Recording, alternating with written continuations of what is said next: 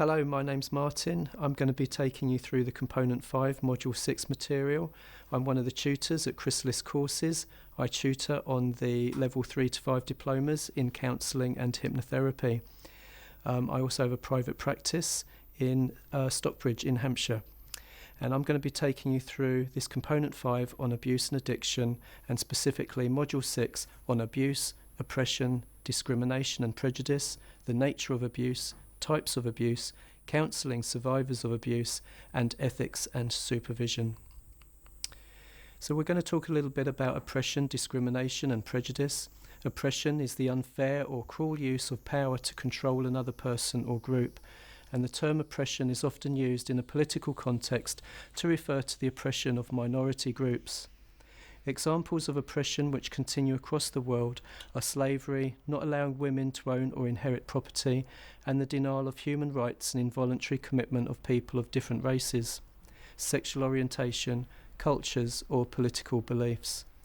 For the individual, oppression, present or past, has consequences. Mental health issues such as PTSD, severe anxiety, depression, and more serious disorders can be the result of terror, the violence, the torture and rape, along with the damage to self-esteem. Racial and ethnic minorities, gender and sexual minorities, impoverished people and women across the world are more likely to experience mental health challenges. Discrimination is the unfair or prejudicial treatment of people and groups based on characteristics such as race, gender, age, or sexual orientation. Discrimination is active. It is an action or a group of actions linked to prejudice, which manifests in many forms such as segregation or racism. It happens in many different ways, from people being overlooked for employment or further education, denied housing, being treated without respect as less trustworthy, assumed to be involved in criminal activities, or more likely to be diagnosed with a mental illness. Prejudice is a prejudgment based on inadequate knowledge. Prejudice can be conscious or unconscious, and an individual may not realise they are being prejudiced. As with abuse, prejudice occurs whether the prejudging person intends to or not. Prejudice is complex and far-reaching and can lead to conflict, enslavement, wars, abuse, and untold suffering. Prejudice is widespread and is related to beliefs formed early in life, often from parents and communities. Prejudice is apparent across all societies, including our own. Prejudiced attitudes are apparent within our communities and also within our establishments, including healthcare. A public inquiry concluded our police force was institutionally racist. In healthcare, doctors take pain experienced by women less seriously than pain experienced by men, and black groups are more likely to enter mental health care involuntarily and adversely, with long-term mental health treatment more likely. These kinds of issues are often prevalent in the therapy room as we're working through some of our traumas with our clients, including abuse and prejudice and oppression. Nations continue to incarcerate, torture and exclude certain groups, and nations attempting to understand and end discrimination still have it. Forward-thinking political groups have fought against prejudice and discrimination and continue to do so. Abuse of rights for the elderly, for people with disabilities, for women, for ethnic minorities, for LGBTQ+ people, all continue to greater or lesser extents across the world. It may be a good point to reflect and pause at this point so that you can reflect on some of your own experiences, maybe generational issues from your family, and how oppression, discrimination and prejudice has affected you individually. It is vital that counsellors self-reflect and gain understanding of the environment in which we work. Not only will we have our own conscious or unconscious prejudices which will need to be understood and explored, but we also work within a culture of therapy which has been created and developed by white middle-class men from rich Western society. Whether our theories and our methods are appropriate for individuals from all groups needs to be continually reflected upon. So we're going to look more specifically at definitions of abuse.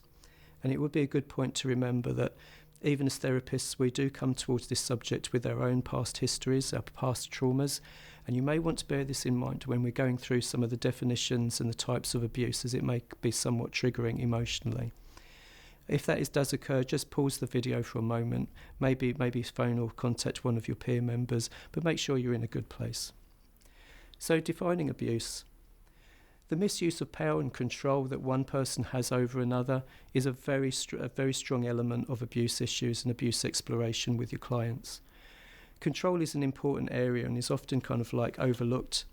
Control issues are all about control violations and how other people can violate our control, our autonomy, our decision making.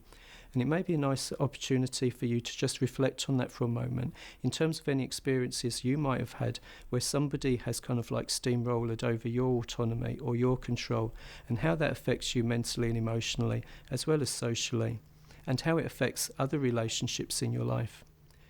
This definition is also based on whether the perpetrator intended to cause harm or not, but rather on whether the harm was caused.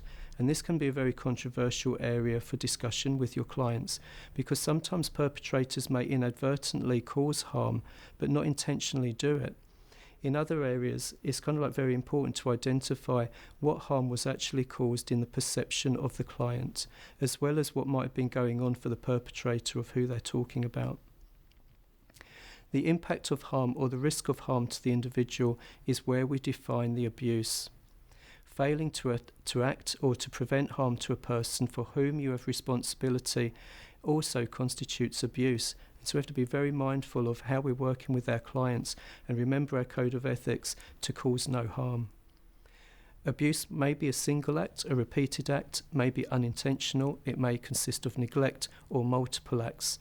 So it's very important when you're working with clients to get those definitions and experiences with as much clarity as possible.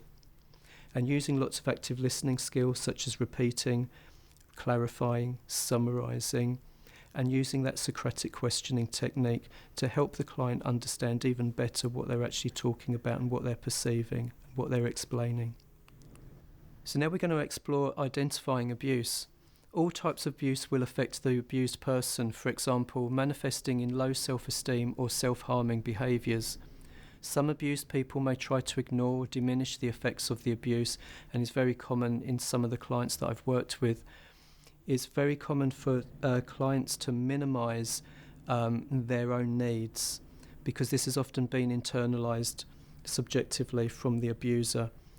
Often, even though clients are no longer in abusive situations, it's almost like they still continue to abuse themselves mentally and emotionally. Children may not realise that abuse is wrong as they've nothing to compare their experiences to, so what they're seeing is abuse as a normal behaviour, and is something I've often seen in primary schools where children are acting out the same behaviours that they've learnt at home. Individuals can find themselves in abusive patterns, moving from one abusive relationship to another, and abusers often exploit a position of trust. Abusers often do identify people with empathic personalities, and I think this is why a lot of therapists do have their own relationship past traumas. And abused people can often be in a position of isolation or threat. So it's very important, like when you're working through your own issues and the issues of your clients, that you're very much clarifying these kinds of themes and issues and exploring them in terms of how far they've actually affected the client internally, but also how past abuses have actually affected their current relationships, because some people go into very isolated states of consciousness. So identifying abuse, where the abuse occurs. So where does abuse actually happen? It happens in the home, in residential homes, hospitals and care homes, houses of friends and family. It happens in schools and in therapy or treatment rooms. Basically, therapy can happen anywhere. Who might be an abuser? A partner or spouse, a parent or step-parent, a sibling, another relative, a friend, a neighbour, a professional, someone the person is actually caring for, a volunteer or care worker, and even a stranger. Quite often it's very familiar people to us that do become abusers. So going through the types of abuse, again, you may like to pause this slide where it is, just in case any of this is triggering for you. But we're going to go through all the different types of abuse: physical, emotional, sexual, environmental, financial, and institutional. So manifestations of physical abuse may include the use of force, which results in pain or injury, or a change in a person's natural physical state. It can consist of hitting, pushing, shaking, and restraining. Emotional abuse can consist of taking many forms and is often present in relationships along with other forms of abuse. It may include intimidation, humiliation, excessive demands, ignoring, coercion, and isolation. Sexual abuse manifestations can include any sexual act without consent. It can include rape, penetration, indecent exposure, and harassment. Environmental abuse may include the neglect or acts of omission, failure to provide for medical, social, educational needs, and withholding necessities. Financial abuse may include the use of a person's property, assets, income, or resources without their informed consent, and also consist of theft, fraud, and exploitation. Institutional abuse, the mistreatment, abuse, or neglect of a person, violating their dignity and human rights, and it can occur in care homes, children's homes, and prisons. Emotional abuse is a destabilising and manipulation of a person so that their self-worth, self-efficacy, and autonomy is so lowered that this serves to make clear decisions challenging or impossible and diminishes external resources. It is often subtle and difficult to recognise or identify. This is just an inexhaustive list of different types of emotional abuse.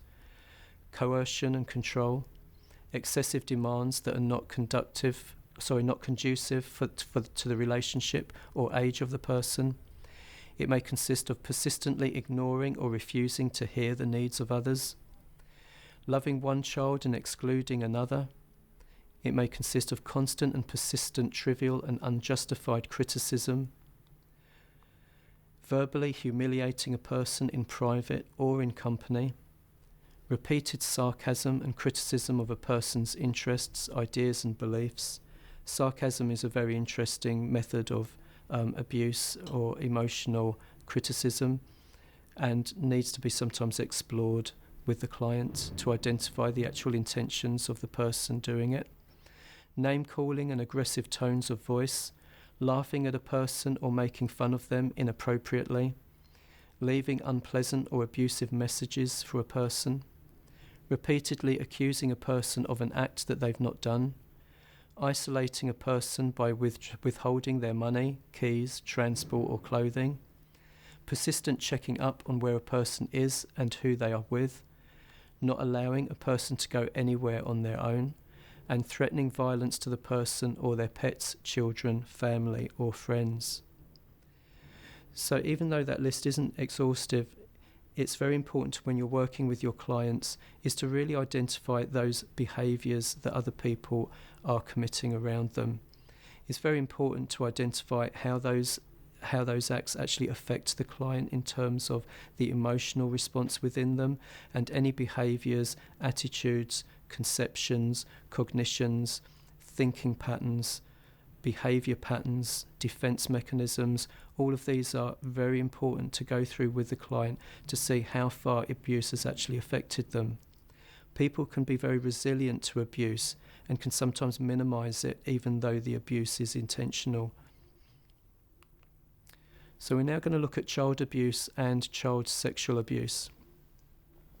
Over 500,000 children are abused in the UK each year, and the child is likely to experience more than one type of abuse.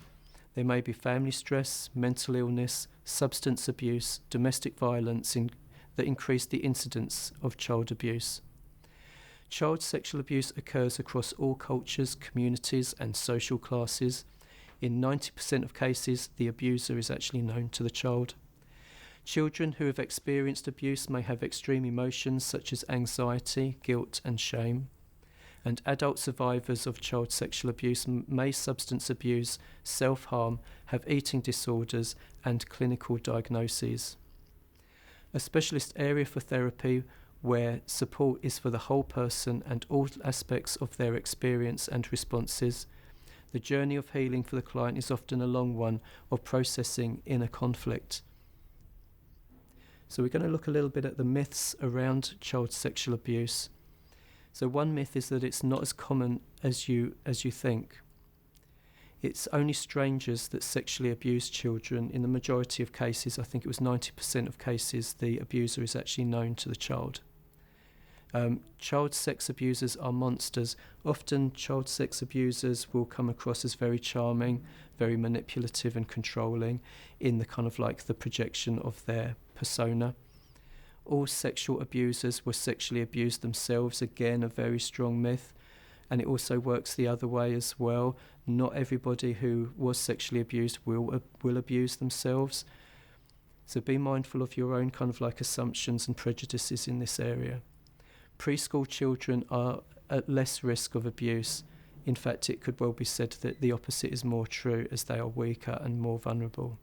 Children fantasize about abuse. No, they don't. And it's very important to identify any of those prejudices or assumptions or beliefs you may have, and do some research and reading. So, domestic abuse. This is defined as an incident or pattern of incidents of controlling, coercive, threatening, degrading and violent behaviour, including sexual violence by a partner or ex-partner. It's a largely hidden crime, often intense fear and risk to report or disclosure. And control includes isolation, induced exhaustion, threats, demonstrations of complete power, humiliation and occasional indulgences and violence. Often leaving an abuser can bring great risk to the victim, who may also have few resources to escape. Therapists must be fully aware of the needs of a victim and of both their safety and the safety of those around the victim, including the therapist. Consequences of decisions must be carefully thought through, and specialist advice from services such as Women's Aid are best sought. Sometimes it may occur in therapy that the client you're working with may still be in a relationship where there is domestic abuse.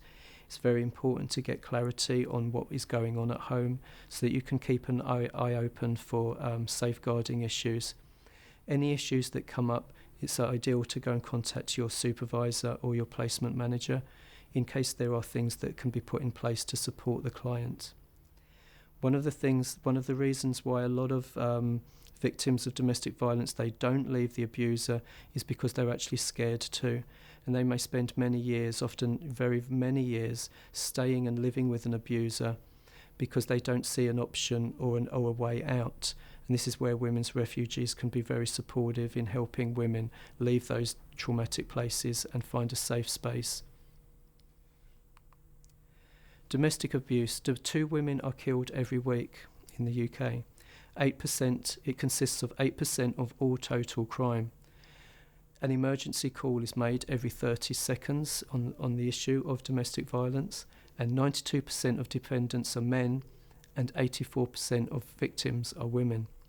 There is no distinctions between ethnicity, class, lifestyle or religion in the data. So we're going to look at the pattern, the cycle of domestic abuse. We're going to start up there on the top right, where tension may build in a household, where abuse may begin and may reach a boiling point, where acute battering or a severe episode may occur. After that, after going through that phase, the phase of domestic abuse may move into remorse from the abuser, apologies, generosity, and helpfulness. There can also be patterns of coercive control and also gaslighting, until obviously the cycle revolves again through another process. It's very important to get these cycles kind of like identified in the life of the client, so they can actually identify when tension is building, when an abusive episode may start presenting itself, so they may be able to put in coping mechanisms or reaching out for support or help, and really working through with the client to identify those abusive patterns and behaviours in the abuser. It's quite often that people who are abused often think it's their fault, that they're actually triggering these episodes in the abuser, and that they take on a lot of the responsibility themselves. And I think it's very important to help the client understand what they're saying to you, making conscious their unconscious maybe assumptions or prejudices about themselves and their motivations, and that they're not the one at fault, they're not the one to blame. And this can be a very long process for the client to work through, about moving that blame outside of themselves into the abuser. That is often where the therapy begins to really move forward, when the client realises that they are not the problem and that the problem is outside of them. And that is when they can start asserting those boundaries and looking for ways out and feeling more empowered to find ways out, and finally accept that they have to move on, maybe not just to protect themselves but also to protect their children. So assisting those who are experiencing abuse. Know the level of competence and support that you can actually offer. Does your work put the client at more risk? And I think this is essential for therapists working in private practice as well as on placement. In private practice, you are more isolated as a practitioner, so you need to have very good supervision in place with supervisors who are very familiar with these kinds of processes, risks, safeguarding and procedures. So please make sure that when you're seeking supervision that you find a supervisor who does have experience in these kinds of issues, because not all do. Group therapy may also be very useful for you, and may be best for some, where you can talk about some of these issues, other people's stories, and how people work with those issues. Being abused is not a mental illness requiring treatment. Clients need support and a safe space to work through their feelings. However, correlations exist between the experience of abuse and anxiety, panic disorder, depression, borderline personality disorder, psychosis, self-harming, eating disorders, addictions. However, not all individuals so diagnosed have been abused. One of the things I noticed in the work I did in rape and sexual abuse was where clients were actually presenting with a lot of pain conditions like hypermobility, like MS, and also other pain conditions like fibromyalgia. And quite often this is connected to trauma and not being able to fight or flight, where the hormones for fight and flight get trapped inside the muscles, where the muscles can't actually enact the fight and flight. And of course this tension builds and builds in the body until it can manifest as pain conditions like fibromyalgia. So it's very important to identify how the abuse has actually affected the client, not just in terms of mental and emotional health, but also their physical health. Also, diabetes is also related to the sugar and insulin levels, which are terribly affected by high adrenaline and cortisol hormones in the body, and can lead to disturbances in digestion. So also digestive problems are very much manifested by the effects of abuse. Helping the client to process their experience will be a significant aspect of therapy, where a broad-based, integrative approach is most appropriate.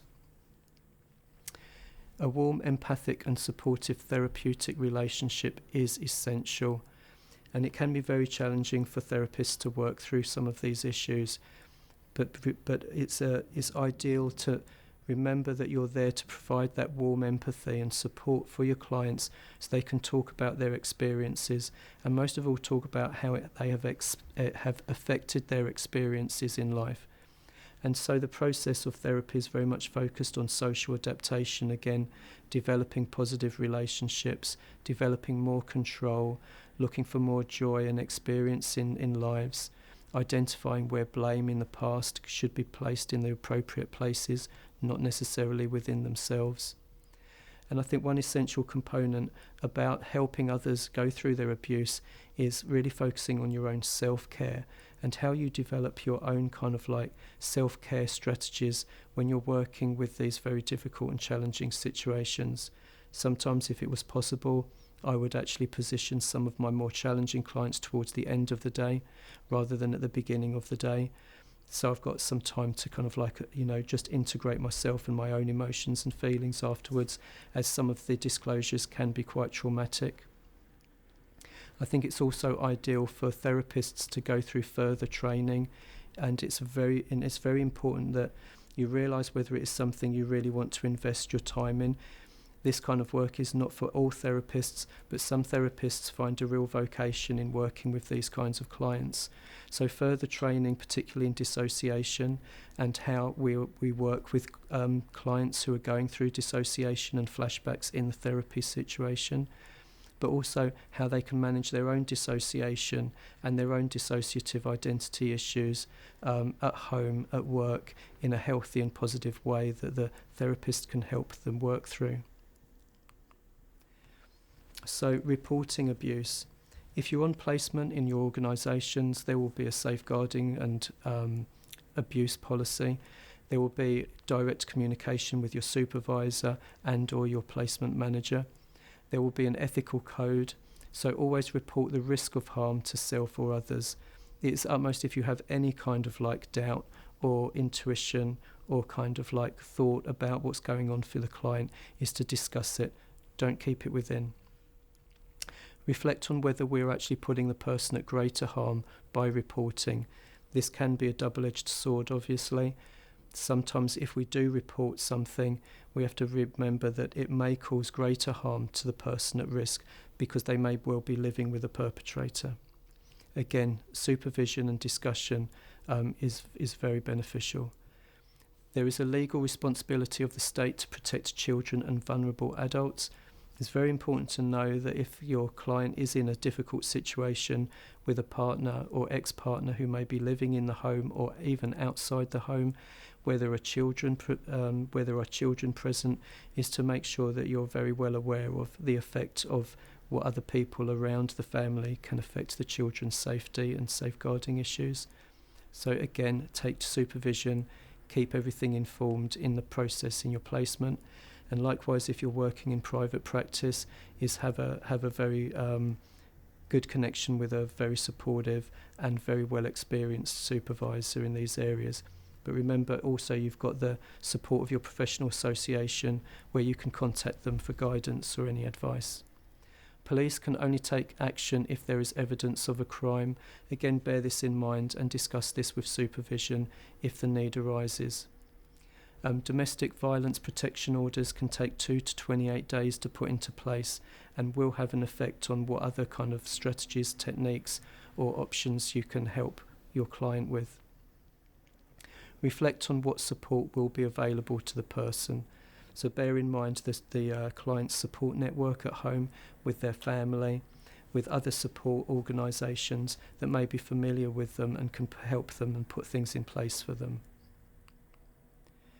So let's talk a little bit about ethics, the law and good practice, supervision and a definition and overview. So professional register guidelines are that all practitioners, including trainees on placement, must have regular appropriate supervision. Supervision arrangements can be one-to-one or group, and client cases are discussed in confidence along with other matters. The purpose of supervision is to ensure the passing on of expertise and understanding with the aim of continuing good practice within the profession for the benefit of the client. And in your contract and consultation forms, you would have a statements around supervision that's stating that you are supervised and that you do discuss things in the best interests of your client's process. Also, it's very important to make sure that the client understands that their personal details, contact details, and even their personal contact details are not disclosed in this aspect of supervision. There are 4 factors of supervision: reflection, professional development, personal support, and review. And as you work through supervision with your supervisor, even your practice managers, placement managers, organisation managers, you are going to identify issues within your own training, within your own practice with your own clients that flag up issues of where you may need to deepen your own understanding of particular issues through your own research, through your own reading, through your own internet research, and finding out those things that you may need to put into place to make you a better practitioner. So this brings us to the close of this module. It's difficult abuse issues that have been discussed and brought up. It's very important that you talk about these with your peer groups, with your tutors in your training. So we wish you well in your training, and we'll see you again in one of the new videos. Thank you.